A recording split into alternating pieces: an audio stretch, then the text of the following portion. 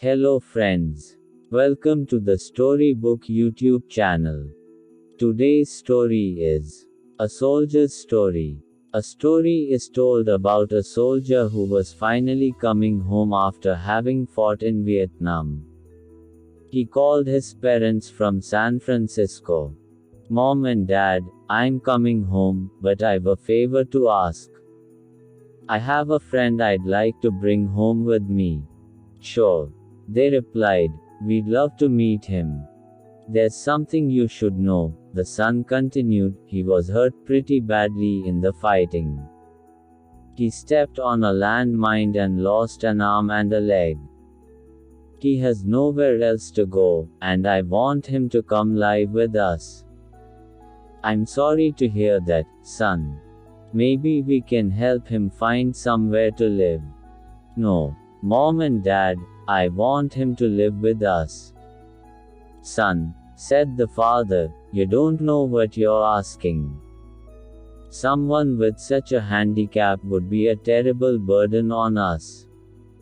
We have our own lives to live, and we can't let something like this interfere with our lives. I think you should just come home and forget about this guy. He'll find a way to live on his own. At that point, the son hung up the phone. The parents heard nothing more from him. A few days later, however, they received a call from the San Francisco police. Their son had died after falling from a building, they were told. The police believed it was suicide.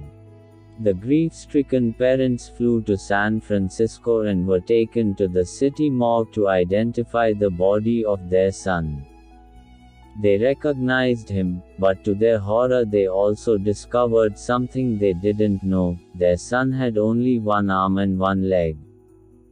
Moral: the parents in this story are like many of us. We find it easy to love those who are good-looking or fun to have around, but we don't like people who inconvenience us or make us feel uncomfortable. We would rather stay away from people who aren't as healthy, beautiful, or smart as we are.